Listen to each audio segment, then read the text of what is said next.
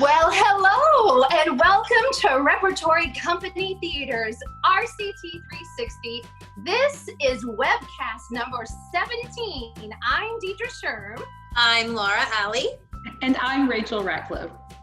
And you may notice I have a little something on top of my head, and that's because we want to talk today about all the different kinds of hats that we wear and say hats off to you for doing all the things that you have in your life. And we're so excited that you're here. Like and comment and let us know that you're here. So ladies, I'm just curious, I know, but maybe our watching audience doesn't know, what are some of the different hats that you wear in your life? Laura? I wear several hats. I am a wife and a mother. I'm also a dog mom and a cat mom. I am a maid at my home. I feel like I'm always cleaning up after everyone in my house. I am the director of education here at RCT, a main stage director and a music director, as well as a voice teacher and kind of the janitor and custodian here also at RCT. So I guess you would just say my overall hat is maid. Yes, and I also like to say superwoman. So Superwoman. I know that whole list made me really tired and like made me forget my hats. I'm like, wait, oh golly, that's a lot. That's a whole lot. But yeah, no, I try and put on the whole wife hat, the mother hat. I spend a lot of time in my hat of responding to my toddler telling me no. I host a pretty awesome webcast every now and again. And then in a lot of my other life, I'm the regional leader for a large cybersecurity company. Nice. Well, I share some of the same hats with you, mom, wife, dog mom. This year it's back to the homeschooling teacher hat that I put on. And I like to do a little writing on the side between books and movie scripts. So that's kind of my fun hats, as well as any opportunity I get to be on the RCT stage, because that's where I like to meet a lot of my theater family as much as possible. So, hey, for those of you who are watching, let us know what's some of your unusual hats besides just the general things. Put it in the comments below. We'd love to hear about what kind of hats you are wearing and say hats off to you for all that you are doing during this time. Ladies, hey, let's take a moment and see some of our RCT friends and what hats they like to wear when they're not doing their norm. Take a look at this. Here's some of our RCT friends who have many talents and wear a lot of hats. Hi there, my name is Jennifer Joyce and I am a member of the Repertory Company Theater. I teach music and theater at a private elementary school during the day, but on my vacations and Christmas breaks and spring breaks and all the holidays, I get to do art. So this is my studio, and there's my messy art table and my vision board. And yeah, so this is me. Here's Jessica Cope, who has a day job but still brings joy to a lot of kids. It's Princess Anna of Arendelle. Or I guess I should start saying Queen of Arendelle now. I just wanted to take a quick moment to say hello from the Kingdom of Arendelle and encourage you all to do something creative every single day.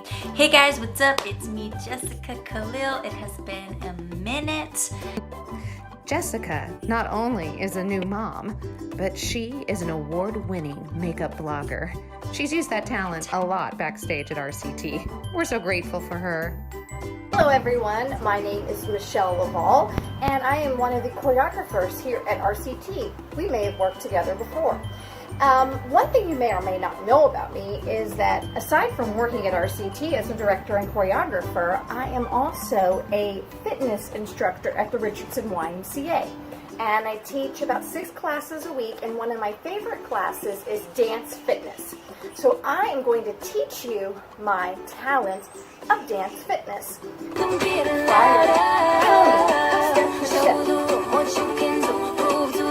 Hey everybody, I'm Kristen Purvis, but most of you probably know me better as KP. I'm really excited to share my talent with you today. Some of you may know, most of you probably don't, but I was a competitive figure skater on roller skates and on ice skates for about 10 years. And you want to stop. There's a couple of different ways you can do that. For me, I love a good T-stop, where you drag your wheels behind you. My name is Allie, and I'm here today to teach you a talent, and that is going to be a double time step today. So get on those tap shoes, Francis, and we will begin. 7, shuffle, hoppa, step, shuffle, hoppa. There you go, there it is. That was your double time step. Again, I'm Allie. Thanks for tuning in for teaching of a talent, that double time step. See you next time. Hi, my name is Kelly, and this is my talent. I'm a music director and a character actress. That means I love to play the kookiest, craziest roles in the musical. My very personal favorite is playing the evil villain. So today I'm going to teach you a vocal warm-up to get your voice in shape to play the evil villain. It sounds like this. Ha ha ha ha ha ha ha ha ha ha ha ha. Twice now. Ha ha ha ha ha ha ha ha ha. Now 3 times. Ha ha ha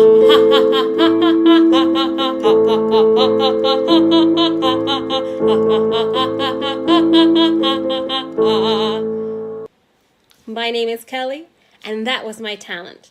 Thanks for letting me share it with you today. Ladies, wasn't that so cute? Isn't it fun to see some of our RCT reps and a lot of the different hats they wear while sharing their talents? I particularly love Kelly's, yes, because of the... I need work. I need Kelly. That was great. That's awesome. I love it. I love them, and I love seeing all the different talents that people have. Now, these things you can see on the RCT webpage, and it's really exciting. Teach us your talent. Look for that on the RCT webpage. Now, next, we're going to head over. Laura, you've got a great interview, I hear, for us for In the Spotlight. So take it away.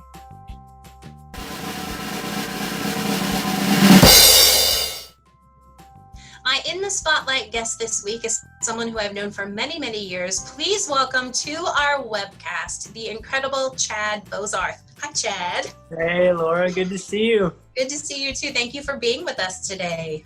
Thanks for having me. So my first question is can you tell us a little bit about who you are and what it is that you do? My name is Chad Bozarth. I am an actor, and I help run a nonprofit missionary organization. Nice. And how has your line of work changed due to the pandemic? Well, as far as acting goes, the auditions have been few and far between. I shot a commercial about a month ago, but pretty much things have been pretty slow. Oh yeah, so for the nonprofit, I work from home on that, so that's a blessing. Nice. It's nice to be able to be working from home where you're nice and safe. Now, you are a father of a beautiful young daughter. And what are your concerns with the pandemic's effect on childcare and schooling for children? You know, like everybody else, I'm watching the news. I probably spend too much time on Twitter. It's hard to know what to believe sometimes. There's so many conflicting things and everything's so political. So just trying to use wisdom and but still live. So trying to find that balance can be hard. I'm not alone in that, I think. Everybody's trying to figure out how do you protect your family, but also live life. And I hate the phrase new normal, by the way. Everybody says that. I don't want a new normal. But we've been keeping her in school during this whole thing. So they've really, they've done a great job. The parents used to come and go, we would go in and out whenever we wanted to. Now they don't let us inside. They stop us. They check the child's temperature before they let us in, before they let the kid in. And I'm real happy with what they're doing. So right now, that's what we've been doing. That's probably kind of controversial, but that's what we feel comfortable doing. So that's all right. Everyone has the right right, to make their own decisions and what's best for them, I think, in this new normal. I'll use the word you don't like. Yeah, don't do it, Laura. So you're also doing something kind of cool right now. You are writing a children's book. Can you tell us a little bit about what you got going on there? Yes, Peter and Penelope's Particularly, Positively, Providentially Pleasant Good Day. I actually wrote it about 17 or 18 years ago. Oh, wow. And it's one of those things that always was kind of on the back burner, and I always had in my mind, I'm gonna publish it one day. And you know, being a creative person, sometimes it's hard to follow through on things because I have so many great ideas and I start and then something else comes and it's like squirrel, I get interested in something else, and it's sometimes follow through is a hard thing. So I'm thankful for my wife because she is strong in all the areas I am weak. So that's a blessing. But so I wrote it about 17 or 18 years ago. And then I thought, you know what, let me get it illustrated. And so I was going to have somebody else illustrate it. And then I thought, you know, I've been drawing for years. I'm not that great, but maybe it'll be more special if I do everything. So I started doing that. And then what really pushed me over, I decided to do a Kickstarter. I did it for two reasons. Obviously to raise the money so that I could publish it because it costs money. But also I wanted public accountability because if it was up to me, it might have taken 15 more years before I ever finished it. So kind of doing that Kickstarter, now that I had people's money and they were expecting a product, it kind of forced me to follow through. So finally got it sent to the printer and should be available sometime in August, depending on how long it takes to print. Very exciting. And I would assume, because your daughter's name is Penelope, that she was named after the character in the book? You know, maybe I'll tell her that for the time being until she gets a little older. Not exactly, but yeah, I picked Penelope because it was I just liked the name years ago. Yeah. And then, so the answer to your question is no, she wasn't named after the character in the book. But after the ultrasound, we found out that she was going to be a girl. Angela and I walked out and we just both knew her name was supposed to be Penelope. Oh, I love that. So I don't know. And there's a character in the book named Polly, and she's actually the person helping me publish the book. And I wrote Polly years ago as a character in the book. So kind of weird how that happened. It's like it was meant to be. It was meant to be. It was meant to be. Now, what advice would you give someone who is interested in writing a book or becoming an author? I think to steal a phrase from Nike, just do it. Mm-hmm.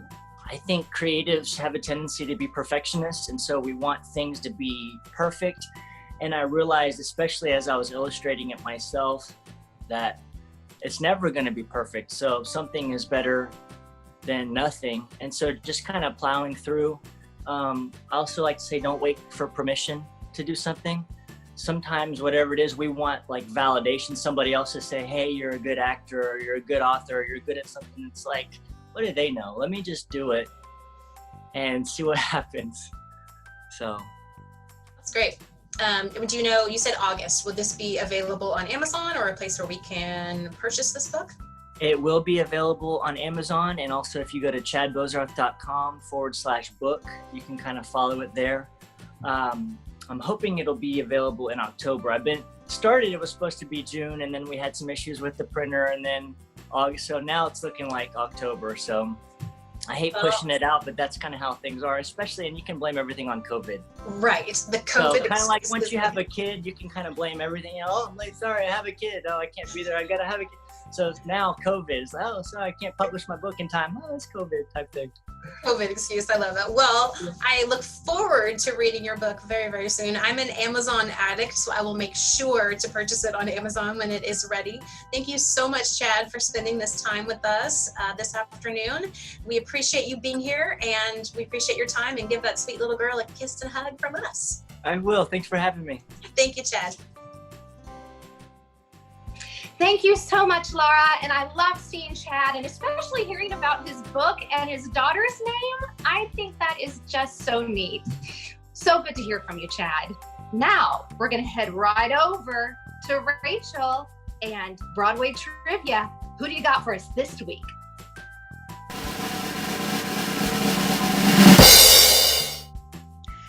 Thank you, Deidre. I am so excited for this week's episode of Broadway Trivia. We have a very special guest. She is so much cooler than me, and she's even cooler than Laura, who is cooler than me. Please welcome the beautiful, the talented, the super cool, Julia Small. Hello.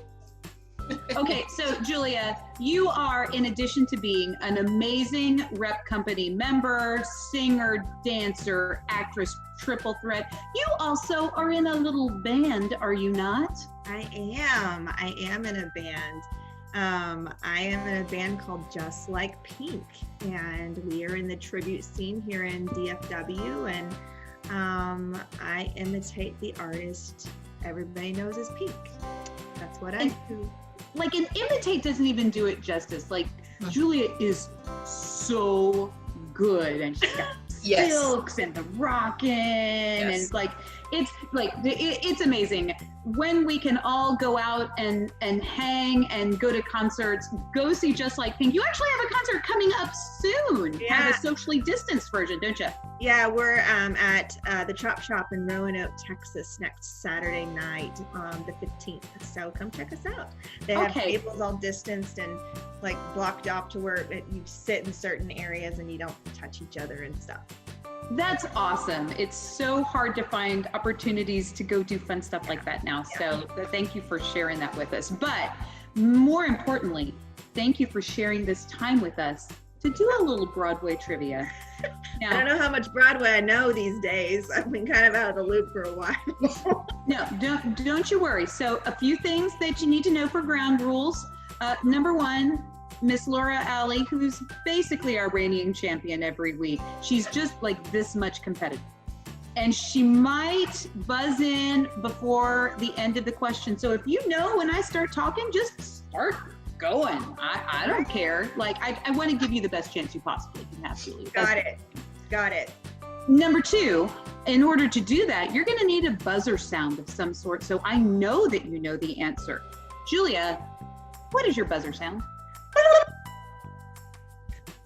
I love it. It's like a turkey, like a rock and roll turkey. That's because I'm a turkey. And you're rock and roll, and still, even as a turkey, you're cooler than I am, Julie. I can't deal with it. All right, and Laura, what's your sound / flail today? I'm gonna do it with my koozie. It ain't broke, don't fix it. She's good. She's good, Julia. Just watch out for this one. Okay, so before we get in, our theme is hats off this week. Now I'm gonna say that theme does not play in here today because instead we're gonna go with a rocker theme. So all of the questions for today's Broadway trivia have to do with rock musicals and the like. So Laura, Julia, are you ready to play the Broadway trivia? Ready. Absolutely. Woohoo! All right, here is question number one. This show, called The American Tribal Love Rock Musical, caused quite a stir in the 60s for its nude scene featuring some of the actors' kibbles and bits. That was a very half-hearted buzz in, but I will take it, Laura. I'm gonna say hair. Yes, hair with the songs, which I love. Hair. I was a little nervous. Kibbles and bits got me though. I've never seen a production of Hair. I think like Dallas did it a while back. Dallas Theater Center did it a while back, and I think that there was stuff in it. Yeah, you gotta be ready for those kibbles and bits, and sometimes there's people's kibbles and bits you just don't want to see. Yeah, sometimes it's kibbles and bits and bits and bits, and that's a lot. That's not pretty. It's a lot of bits. No, it's not. But I think perhaps that's the best segue of all into question number two. All question number two. This 1970s crocodile rocker turned a famous Verdi opera into a well-received broad. I'm going to give it to Julia. Julia, what is it? You said Elton John?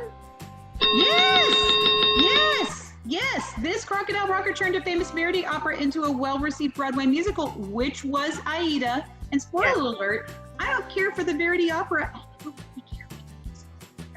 You don't like Aida? I like certain songs. Yeah. Yeah, that's true. Songs. I think both of those things work better in concert versions because I don't want to sit through either of them. I agree. That's my hot sports opinion about Aida. Take that one to the bank. Okay, we're tied at 1-1. Here's question number 3. This musical about everything bad that could possibly happen to German teenagers in the 19th century was written by, oh, look at you, Julia. That one is Spring Awakening. Yes! Good. For the win, written by American singer-songwriter Duncan Sheik. For a bonus point, what was Duncan Sheik's like pop single on the Billboard 100 from 1996? Sheik. Oh, come on. Hear it in my head, but I can't think of it. I'm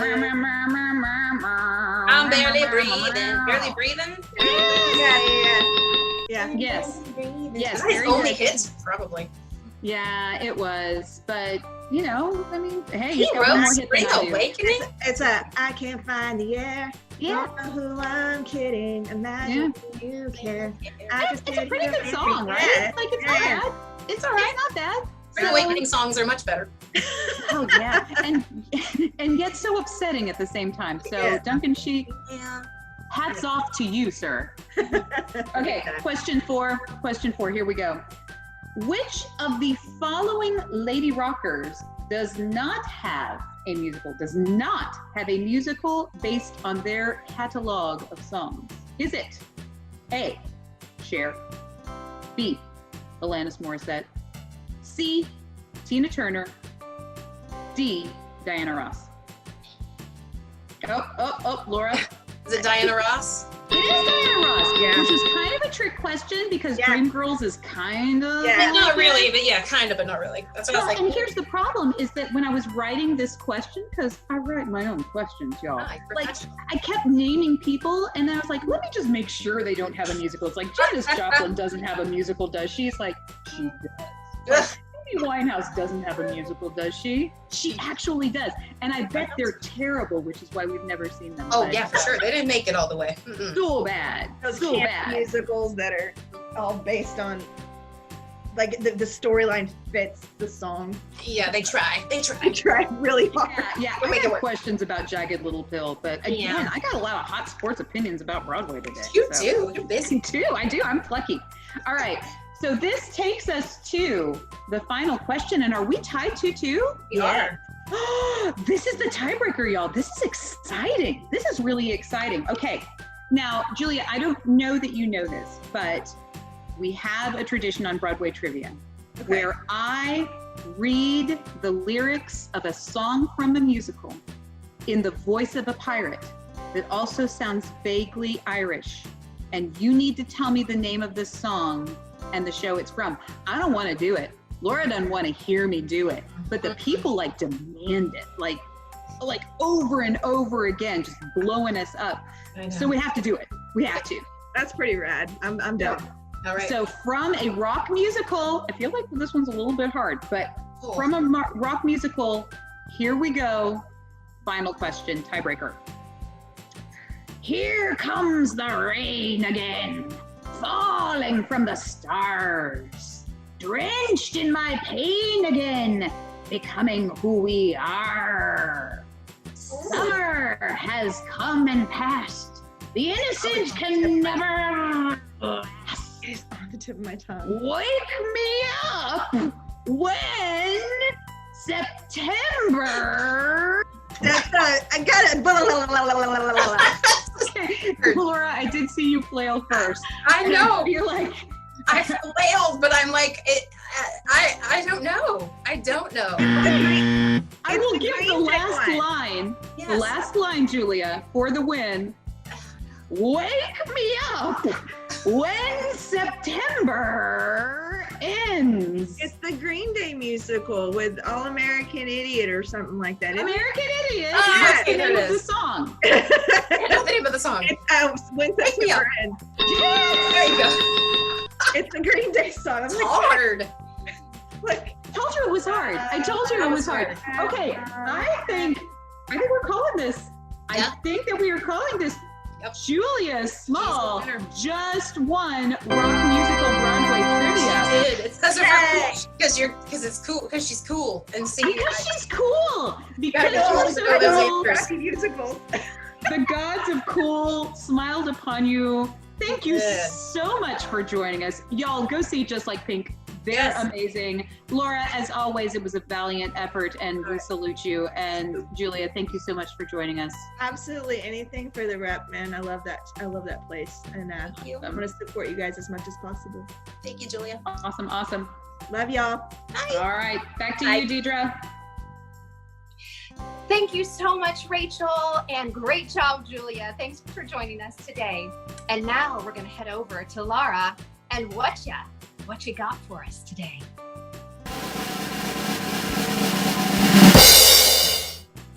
Welcome to Whatcha, my segment where I give you recommendations on things to watch, things to eat, things to try. This week, we are going to start with our Were Ya Watchin' trivia question. The question from this week's episode is, what was Chad Bozarth's daughter's name? The first person to answer correctly in the comments below will receive a prize. Congratulations to last week's winner, Catherine Davis. She correctly identified that at the Texas Rangers games, what in the stands is in lieu of spectators? And that was cardboard cutouts of fans. Congratulations, Catherine. We'll be sending you a small gift in the mail. Make sure you watch this week's episodes in its entirety because you never know where our trivia question is going to come from, because we want to know, were you watching? Back to you, Deidre. Thank you, Laura. And I was listening, so I know. Now we're going to go to the thing that I forgot that we're going to, which is Quarantine Confessionals. Hey, I remembered. Take it away, Rachel.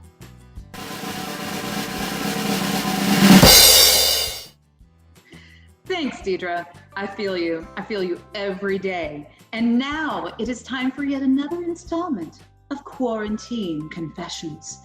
Come closer. Closer, but not too close.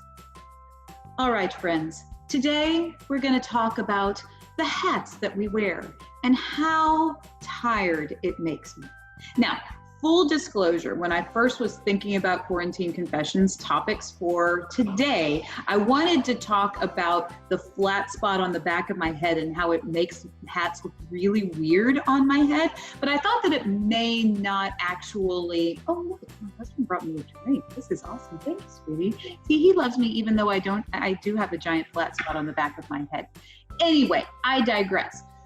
The flat spot on the back of my head, which is genetic and not caused by a fall or my mother dropping me on my head, makes me look really bad in hats. But figuratively speaking, I wear them all the same. Between having, a real full-time job and the wifing and the mothering and the everything else you do on the side, wearing lots of hats and time management has become so critical in quarantine. It's gotten so bad that I have to take a moment and plan out what I'm going to think about in the cases I'm going to manage while I am in the shower so that I can be most productive in my day. And the thing is, I'm not alone. I know that you guys are doing it too. This stuff is hard, y'all. So for everybody that needs to hear it today, I just want to say you are doing a great job. And those hats look awesome on you, with or without the genetic flat spot on the back of your head. And that is my Quarantine Confession. Rachel, thank you. Sometimes you just need to hear it.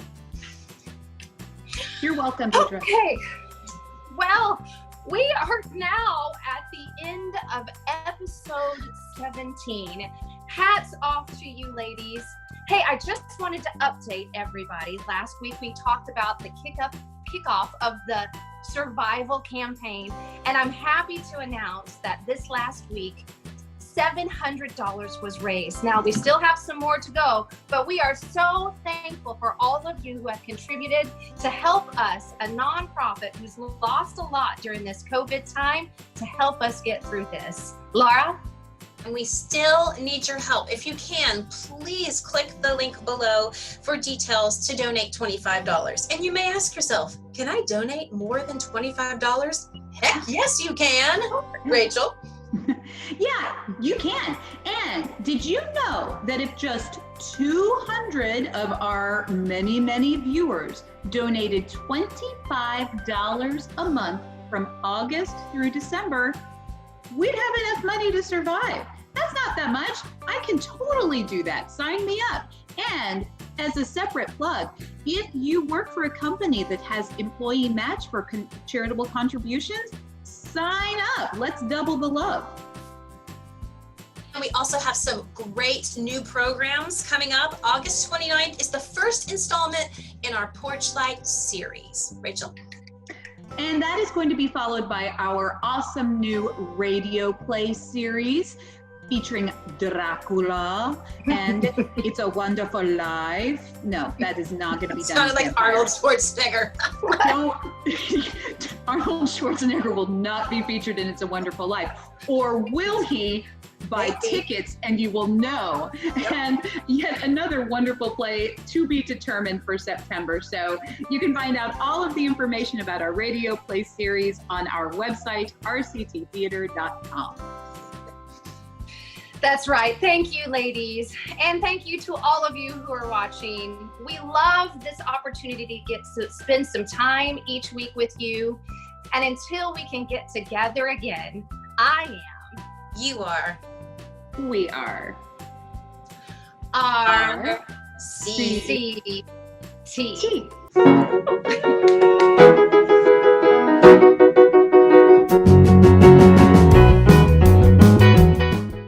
I put tinfoil in the window behind me. Did you really? How funny. See, can you see? That way it's not so bright. So again, because of my amazing capacity for dialect, I was going for vampire and it was very Schwarzenegger. That's right. Yes, your husband coming in with the drink was hilarious. He tried to be a ninja and like pretend like they can't see me. Sneaking in. We saw him. What is this? The door. It's Alicia Martinez. Open. That hat, Deidre, the hat. It makes me want to say, every time a bell rings, an angel gets its wings. I'll be back. It just writes itself. The play writes itself. John, is my hat getting cut off? Yeah. Oh, yeah. And by the way, if you see something that doesn't look right, my eyes are especially bad today. So just let me know because I can't see anything right now. So Okay. All right. you're kind of blurry, but you're there. I see you. I'll let you know. Okay. Okay. I forgot what I was doing. Hold on. I keep thinking about Julia and how talented she is. I can't get the words out. It happens to the best. But she's pink. She's pink and she's up on stage and she's so cool. And what if she shows up looking like pink and that'll be so cool, but I don't know. Okay. What a fetching hat, Deidre. Right? She's fabulous. That's nice. I was just pouring myself a snack to be able to snack on, and I poured it into a bowl, and there were bugs in it. Oh no. I guess I'm just gonna have to do my cookie dough back now. That's a shame. That's a shame. Deidre, you okay? I am. I'm just feeling a little emotional after that quarantine confessional. Okay. All right. You guys, this drink that my sweet husband brought me is so strong. Like, He's making some plans. He's setting some groundwork for later, Rachel. yes. Yeah. Yeah. Here you go. What he doesn't know is overplayed his hand. you will be asleep. That's the problem. You're like, oh no. I think I've sweated more in this one than any other show. Too many things.